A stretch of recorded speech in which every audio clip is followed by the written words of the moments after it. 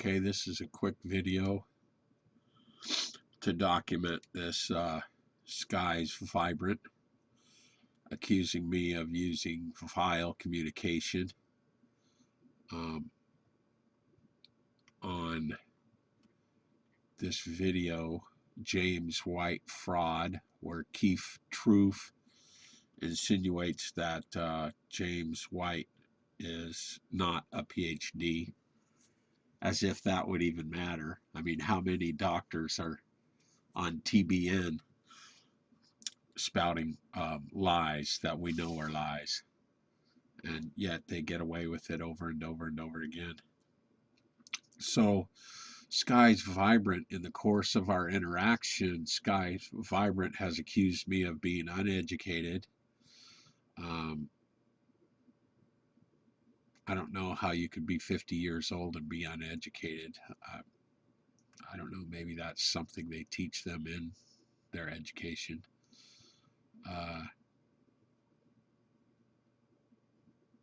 So they write that you are uneducated. Your posts indicate just how poorly educated you are. Show some class, spell properly, and speak in a Christian manner.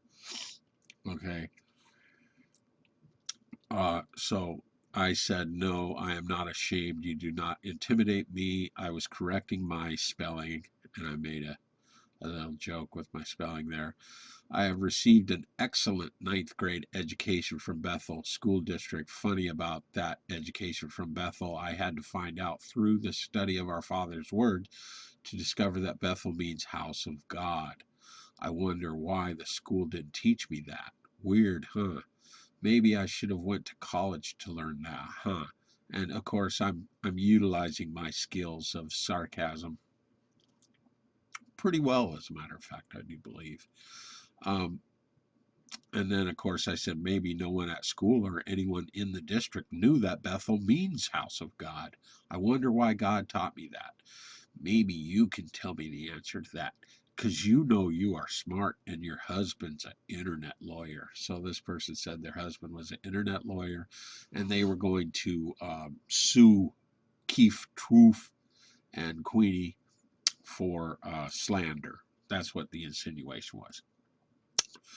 So then today I wake up and I find out that Skies Vibrant has said maybe you missed Ephesians 4:29, which tells us do not let any unwholesome talk come out of your mouths, but only what is helpful for building others up according to their needs. Okay, very one world language they're coming from. I imagine this is the NIV, I'm not too sure. That it may benefit those who listen. Okay. And then they say cussing and cursing is not the sign of a mature believer. So now I'm not mature, okay, but rather a lazy one. If you can't be, and notice the spelling here, if you can't be faithful, I don't even know if that's a word. I'm taken aback.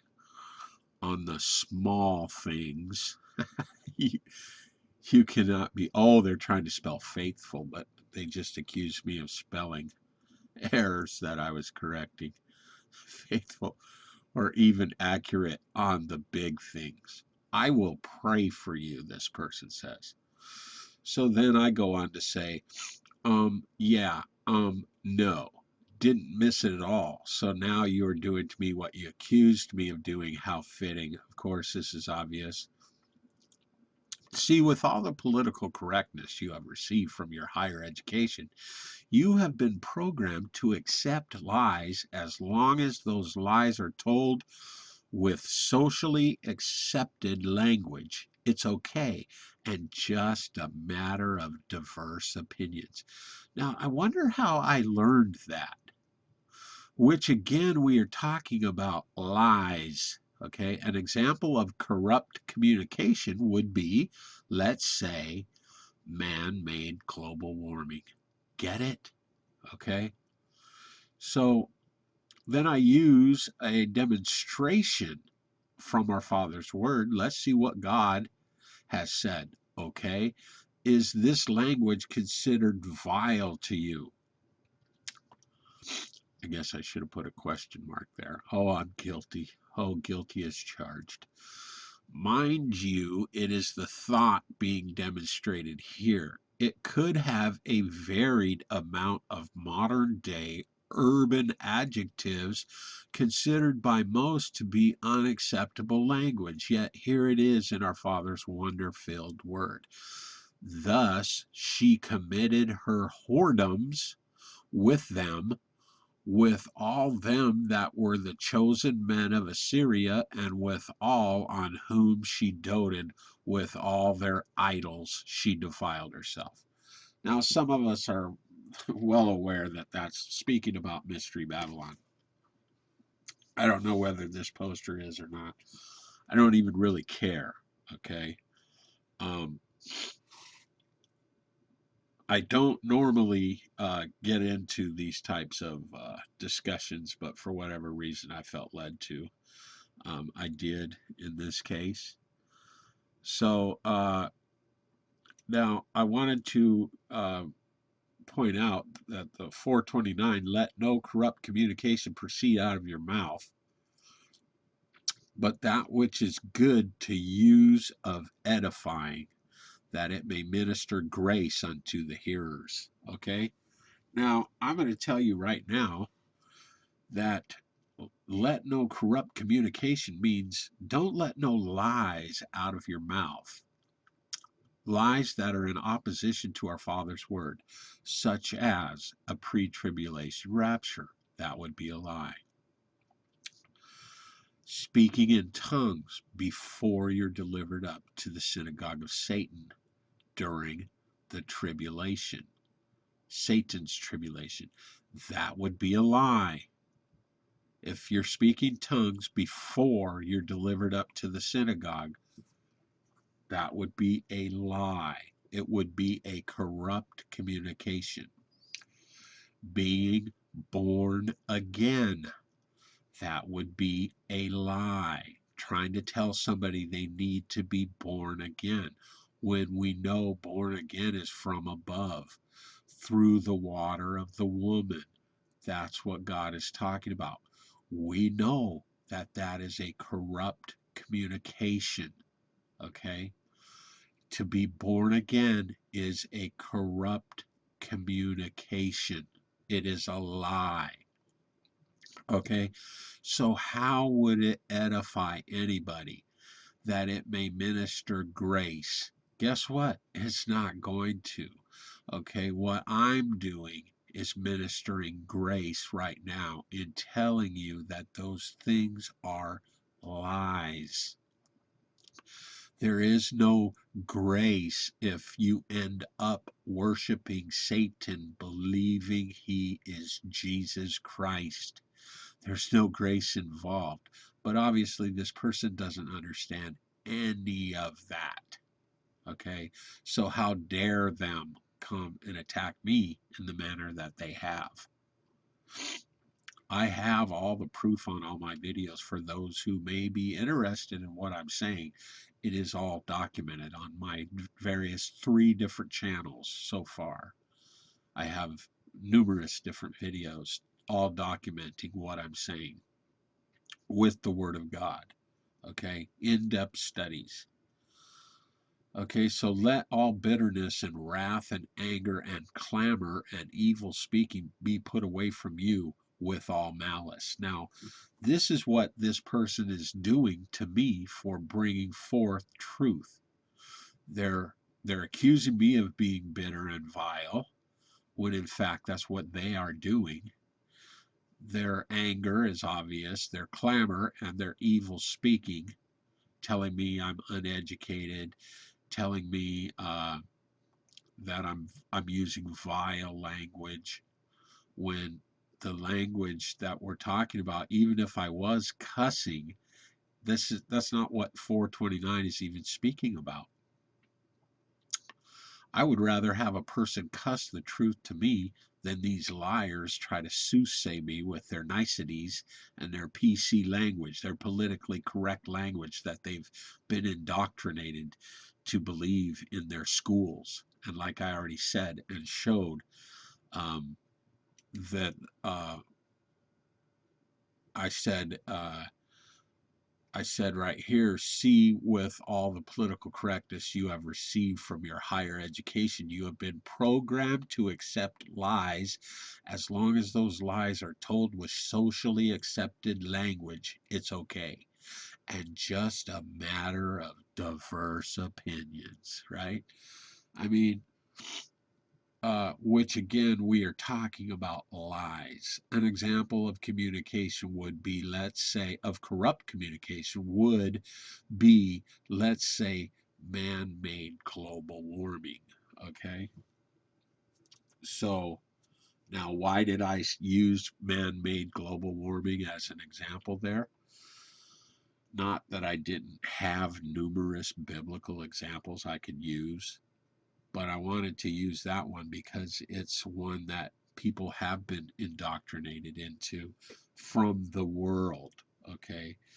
So you're going to tell me, without knowing how many volcanoes are going to explode on this earth and send massive amounts of ash into the air, which are going to have their various different effects with the sun hitting the planet, you're going to tell me that I need to drive an electric car that runs on coal because I might be causing global warming when you don't even know how many volcanoes are going to erupt in the future? You have no idea. So I'm supposed to alter my way of life for some claims that have already been proven, that the models have been hoaxed, the computer models have been fixed. There has email communications that have been exposed that the whole global warming um, racket is in fact a lie. I mean, common sense, like I just described to you. Volcanoes have more to do with the cycles of weather on this planet than the exhaust from a vehicle or even the exhaust from people. So if they can convince you that the exhaust from cars that people need to drive to work and to school, I may add, if they can convince you that that exhaust is dangerous to God's creation, what else will they convince you is dangerous? I guarantee you the next thing will be you. And that already is the case. So I'm not too worried about all that because it is included in our Father's Word. So I did want to cover one of the verses I used to use in my ignorance. Kind of had the same attitude as that person as when it came to as it came to cuss words, but I no longer have that. I don't let cuss words offend me. As I've already told you, I would rather have somebody cuss the truth at me than cover it up with sweet lies of deception and politically correct language. Okay, so Psalms 50:23, whoso offereth praise glorifieth me, and to him that ordereth his conversation aright will I shew the salvation of God. Okay, now that was my favorite one to use and to stop me from, basically for me to be an example in the world that I didn't cuss. I didn't use curse words. Uh, I tend to be using more curse words because I don't think that anger is especially righteous anger. I don't believe that expressing oneself through curse words with righteous anger is any more a sin than Jesus Christ beating the money changers out of the temple with the cat o' nine tails, whipping their asses out of there. And I can imagine his language was quite colorful also at the time that he was doing that. So I'm very much aware that what this is talking about now, orderithing your conversation aright, those are inserted by the translators, the his and aright. Nevertheless, the thought being conveyed is indeed a doctrinal issue. In other words, order your conversation aright according to the scripture. Okay? And when we do such a thing, and we can say, well, I shew the salvation of God. So let's look at this really quickly, just to reemphasize Mark 13:13. I love this verse. And ye shall be hated of all men for my name's sake. Why? Because you might be cussing at some of them, showing that you know more than they do, according to our Father's word. Not only that, if you're calling them out, they are going to attack you. There's no doubt about it. Okay? But he that shall endure unto the end, the same shall be saved. So once again, are we talking about salvation in that being saved? We are. So it doesn't occur until the end. All right. So so there's no other way to approach this scenario than to understand that God is in fact talking about correcting your corrupt communications, which, if you refuse the correction that you're receiving from people who are documenting the truth, you most certainly are in error, and you're going to continue in your corrupt communications. All right. And there is no salvation in that. I'm sorry to tell you that, but that's pretty obvious. And I would also submit to you, there's no salvation right now, because we're all still here. And if you're hearing my voice, you're still here, and it ain't your end. So if you're repeating lies for the church and for monetary gain, I can guarantee you that you're not walking with the Lord, so you're not going to receive that salvation that's talked about in Psalms 50:23. It ain't going to happen for you. So there's my video. I hope it wasn't too long. I enjoyed bringing it to you.